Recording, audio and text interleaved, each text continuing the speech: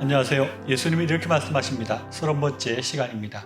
이 코너를 통해서 예수님이 하신 말씀과 우리의 신앙이 얼마나 일치하고 있는지, 또 우리가 예수님 말씀대로 얼마나 잘 살고 있는지에 대해서 살펴보고 있습니다.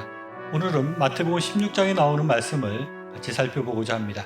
마태복음 16장에는 악한 세대가 표적을 구하나, 그리고 바리새인과 사두개인의 누룩, 또 베드로가 예수를 그리스도로 고백하다, 또 죽음과 부활을 처음으로 이르시다는 이런 소제목으로 구성되어 있습니다. 16장에는 아주 중요한 전환이 있다고 할 수 있습니다. 마지막 소제목과 같이 예수님께서 처음으로 예수님의 죽음과 부활에 대해서 말씀하셨습니다. 그리고 교회에 대해서 말씀하십니다.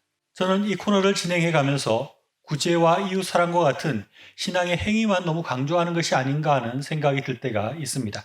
그러나 제가 그런 류의 신학적 배경을 가지지도 않았고 그런 신학적 성향이 있는 것도 아닙니다. 예수님의 말씀을 따라가다 보니 자연스럽게 그렇게 된 것이라고 저는 스스로 그렇게 생각합니다. 제가 지금 제 스스로 신앙의 행위만 너무 강조하는 것이 아닌가 하는 그런 걱정을 하고 있는 저의 모습을 보면서 역으로 저를 비롯한 한국 보수적인 신앙인들에게 가난하고 억압받는 이웃들을 돌보라는 예수님의 말씀이 너무 부족한 것이 아닌가 하는 것도 생각해 보게 됩니다. 즉 우리가 너무 우리 자신의 신앙생활에만 열중을 하고 이웃을 사랑하고 돕는 일에 우리 한국교회가 약점을 가지고 있는 것이 아닌가 하는 생각을 또 해보게 됩니다.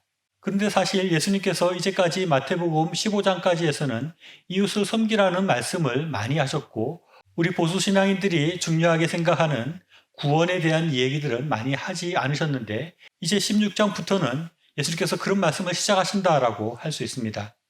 16장 처음에는 바리새인들과 사두개인들이 와서 예수님께 하늘로부터 오는 표적을 보이라고 청하는 장면이 나옵니다. 그때 예수님께서는 이렇게 말씀하십니다.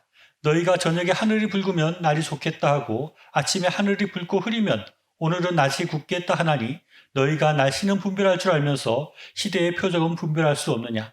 악하고 음란한 세대가 표적을 구하나 요나의 표적밖에는 보여줄 표적이 없느니라 라고 말씀하시고 그들을 떠나가셨습니다. 제가 어릴 때에는 차력을 하는 약장사들이 많이 있었습니다. 그들은 공터에서 사람들을 모아놓고 여러 가지 무술 시범들을 보입니다. 차를 배 위로 지나가기도 하고 돌을 손으로 쳐서 깨뜨리기도 했습니다. 사람들이 아주 흥미있어 하는데 그들이 약을 팔기 전에는 도저히 인간이 할 수 없을 것 같은 일을 하겠다고 공언을 합니다.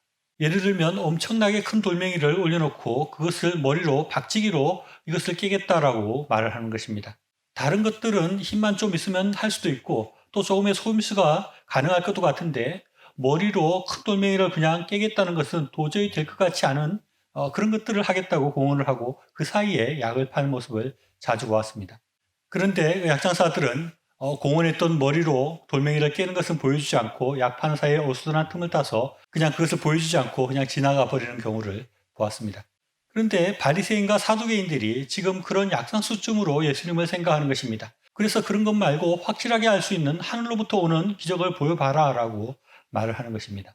그때 예수님께서는 악하고 음란한 세대가 표적을 구하나 요나의 표적, 즉 예수님께서 십자가에 죽으시고 3일 만에 부활하는 표적밖에 보일 표적이 없다라고 말씀하시면서 그럼 바리새인과 사두개인을 상대하지 않고 떠나가셨습니다. 그리고 나중에 제자들에게 바리새인과 사두개인의 누룩을 조심하라 라고 말씀하십니다. 예수님께서 말씀하시는 바리새인과 사두개인의 누룩이라는 것이 과연 무엇일까요? 바리새인의 누룩은 이제까지 앞장들에서 살펴보았듯이 외적인 종교적 의식에만 치중하여서 하나님의 본래의 뜻과 관계없는 신앙생활을 하는 것을 말한다고 할 수 있습니다. 현대로 말하면 교회를 열심히 다닌다고 하고 나름 열심히 신앙생활을 한다고 하는데 예수님의 말씀과 달리 이웃이 아니라 자신만을 위해서 신앙생활을 하는 것이라고도 할 수 있을 것입니다. 사두개인의 누룩은 그것과 반대의 경우라고 할 수 있습니다. 사두개인들은 철저히 합리적인 생각을 하는 사람들이었습니다. 이들은 모든 영적인 현상들에 대해서 자신들의 이성의 잣대로 그것을 부인하고 그래서 부활을 부인하는 사람들이었습니다. 이들에게는 신앙적 행위가 있을지는 모르나 구원과 부활과 천국이 없는 이상한 신앙인들이었습니다. 이러한 두 부류의 누룩은 현대의 극단의 보수와 극단의 자유주의 신학의 모습으로 우리를 잘못된 신앙으로 유혹하는 것이라고 할 수 있습니다. 그런데 그것이 문제가 아닙니다. 이어지는 말씀에서 예수님께서는 그것보다 훨씬 무서운 누룩에 대해서 경고하십니다.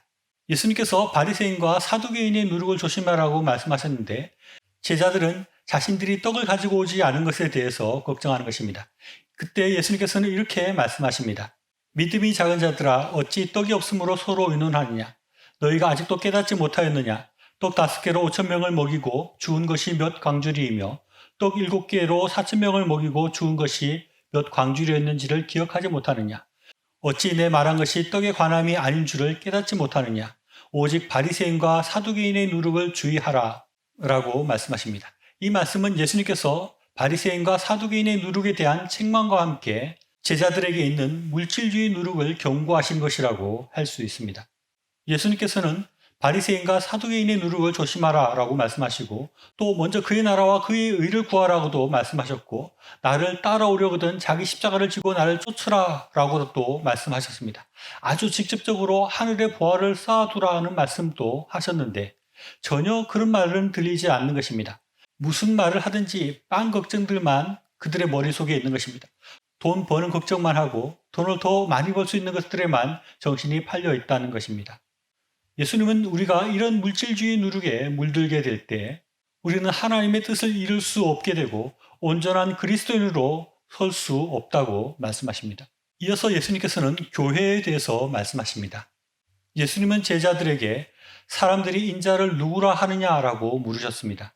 그때 제자들은 더러는 세례 요한, 더러는 엘리야, 어떤 이는 예레미야나 선지자 중에 하나라 라고 말합니다 라고 대답했습니다. 그때 예수님께서는 다시 너희는 나를 누구라고 하느냐라고 물었습니다. 그러자 베드로가 주는 그리스도시요 살아계신 하나님의 아들이시니이다 라고 답을 합니다.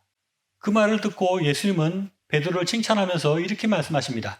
바요나 시몬아 내가 복이 있도다. 이를 내게 알게 하니 이는 혈육이 아니요 하늘에 계신 내 아버지시니라. 또 내가 내게 이르노니 너는 베드로라. 내가 이 반석 위에 내 교회를 세우리니 음부의 권세가 이기지 못하리라. 내가 천국의 열쇠를 내게 주노니 내가 땅에서 무엇이든지 매면 하늘에서도 매일 것이요 내가 땅에서 무엇이든지 풀면 하늘에서도 풀리리라 라고 말씀하시고 제자들에게 자기가 그리스도인 것을 아무에게도 말하지 말라고 경고하셨습니다.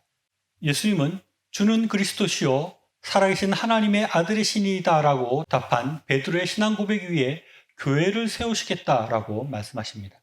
다른 사람들의 신앙 고백들처럼 예수님을 세례 요한이나 엘리야 같이 능력 있는 사람으로 생각하는 것 또는 예레미야 선지자와 같이 훌륭한 교훈과 계시를 말하는 것만으로는 교회를 세울 수 없다는 것입니다. 중요한 것은 예수님을 메시아로 또 하나님의 아들로 받아들이는 신앙 위에 하나님의 교회가 세워줄 수 있다는 것을 예수님께서는 아주 분명하게 말씀하셨습니다. 형식적인 신앙의 외형만 가지고 온전한 교회를 세울 수 없고 약한 자를 돕는 선행만으로 교회를 세울 수 없습니다. 교회는 예수님께서 우리를 구원하시는 메시아라는 믿음 위에 세워줄 수 있음을 예수님께서 말씀하고 계시는 것입니다. 그리고 그와 함께 예수님은 아주 중요한 것을 우리에게 말씀해 주십니다. 이어지는 말씀에 보면 훌륭한 신앙 고백을 하고 칭찬을 받은 베드로가 얼마 있지 않아서 금방 예수님의 아주 엄한 책망을 듣게 되는 것을 보게 됩니다. 예수님은 제자들에게 자기가 예루살렘에 올라가 장로들과 대제사장들과 서기관들에게 많은 고난을 받고 죽임을 당하고 제3일에 다시 살아야 된다는 것을 말씀하셨습니다. 그러자 베드로가 또 나서서 예수님을 붙들고 항변하면서 주여 그리 마옵소서 이 일이 결코 죽게 미치지 아니하리이다 라고 말했습니다. 그때 예수님께서는 베드로를 엄히 꾸짖으면서 이렇게 말씀하십니다. 사탄아 내 뒤로 물러가라. 너는 나를 넘어지게 하는 자로다. 내가 하나님의 일을 생각하지 아니하고 도리어 사람의 일을 생각하는도다. 그러면서 이어서 제자들에게 이렇게 말씀하십니다. 누구든지 나를 따라오려거든 자기를 부인하고 자기 십자가를 지고 나를 따를 것이니라. 누구든지 제 목숨을 구원하고자 하면 잃을 것이요 누구든지 나를 위하여 제 목숨을 잃으면 찾으리라. 사람이 만일 온 천하를 얻고도 제 목숨을 잃으면 무엇이 유익하리요? 사람이 무엇을 주고 제 목숨과 바꾸겠느냐? 인자가 아버지의 영광으로 그 천사들과 함께 오리니 그때에 각 사람이 행한 대로 갚으리라. 진실로 너희에게 이르노니 여기 서 있는 사람 중에 죽기 전에 인자가 그 왕권을 가지고 오는 것을 볼 자도 있느니라 라고 말씀하셨습니다.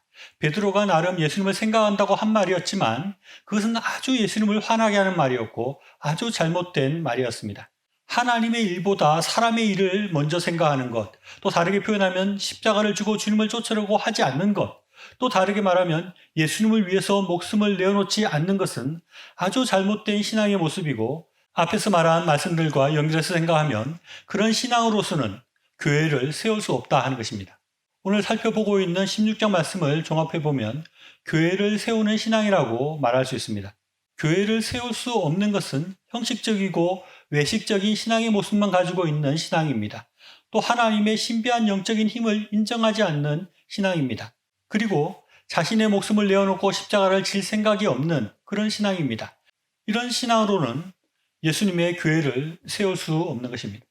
예수님만이 나의 참 구원자시고 모든 것으로부터 나를 건지시는 분이라는 것을 분명히 믿고 그분 말씀대로 살아가기를 주저하지 않고 십자가를 지고 나아가게 될 때 우리는 교회를 세울 수 있고 온전한 그리스도인으로 설 수 있게 되는 것입니다.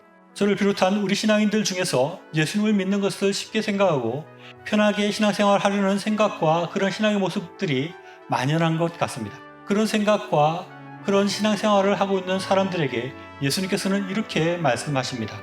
누구든지 나를 따라오려거든 자기를 부인하고 자기 십자가를 지고 나를 따를 것이니라.